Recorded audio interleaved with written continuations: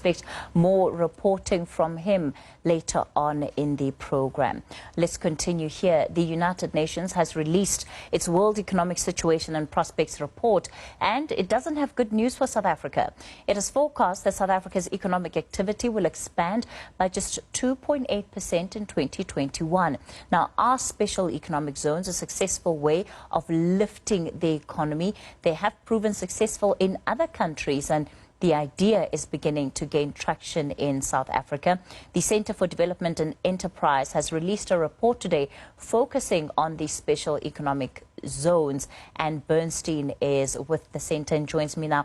And good evening. Always a pleasure chatting to you. So let's talk about these special economic zones. We've seen quite an emphasis on them, including under Cyril Ramaphosa's presidency. In fact, we have more areas now being identified to serve as some kind of special economic zones in the future. Are we seeing the result from those that have been established in the last couple of years? Well, not really. I think the thing about a special economic zone is that it has to be special. It has to be different from the rest of the economy, and it has to deal with some of the key constraints to investment in the economy as a whole. But what we have in South Africa in the main are subsidized industrial parks. And I'm sure if you were to ask 100 business people what are the main constraints to them investing more money in South Africa, it wouldn't be subsidized office or factory space. So we don't think this is really having an impact on South Africa's development prospects. And we're calling for a very different approach.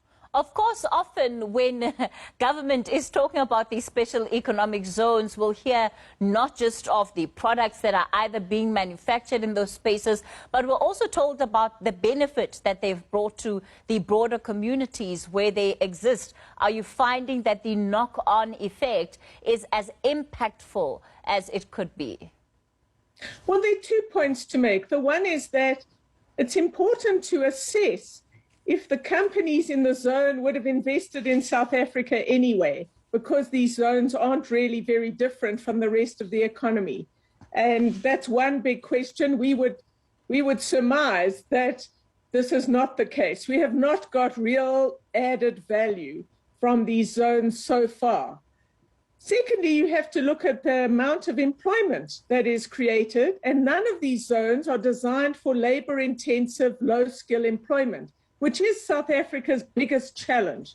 So if you think about it, what is the purpose of these zones exactly? And what is the international experience telling us as to whether or not they will succeed?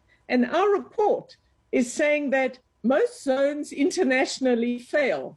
And that's been the case in South Africa with the IDZs. And we're saying that we're not seeing real impact from the current zone program. And we're calling for a special policy reform zone to test out if South Africa can attract labor-intensive, low-skill factories from investors all over the world and South Africa, and see if we have a modified labor reform sort of regime, if this would help us to attract the kinds of jobs and factories that we need so desperately. Yes. So, and just taking into account what you're saying, perhaps paint a picture for us in terms of reimagining how these spaces could exist in future. How different would the model need to be to what it is currently? Well, we're saying let's try one reform zone. Kucha is already a zone. We've invested as a society a lot of money there. We have an underutilized port. We have lots of space. We should put there a special reform zone designed to attract labor-intensive factories. We're not saying it needs enormous changes, and we're certainly not asking for additional funds of any significance. We're saying that the national minimum wage should apply, basic health and safety rules should apply, the expanded tax incentive, which is already government policy, should apply to all workers in this kind of zone, but factories should be allowed to negotiate conditions of work, piecework, factory hours with the workers in that particular factory. We also need to allow the factory to get skilled managers into South Africa who will understand global supply chains for these kinds of products and help get the country into those kind of supply chains. So those are some of the changes we're talking about. We're also saying that zone managers need to have incentives to run these zones at their maximum capacity, whether they're privately run or publicly run. We need much more dynamism and incentives to make something like this work. And we're saying, let's try and do this in one place and do it really, really well and see if we can get a great success story in terms of jobs and also additional investment. So when you talk about reform, Anne, what exactly would you need to change? And perhaps more specifically, in order for this to actually be possible? Because you also talked about the need to reshape the way the policy framework currently looks. Look, we're focusing on this one zone, and we're suggesting Coega would be a globally competitive place to do this, that Nelson Mandela Bay has all sorts of positive features that would make this competitive compared to other zones in the rest of the world.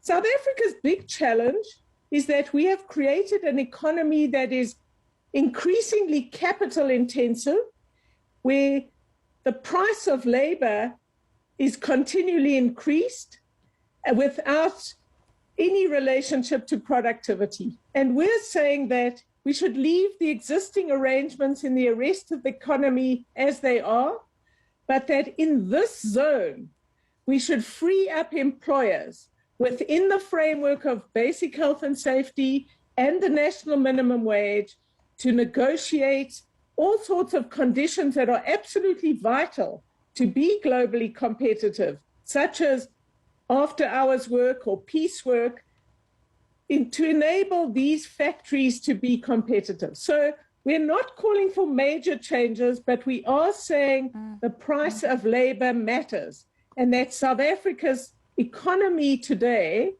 pushes up the price of labor so that we don't have these kind of low skill and inevitably fairly low wage jobs.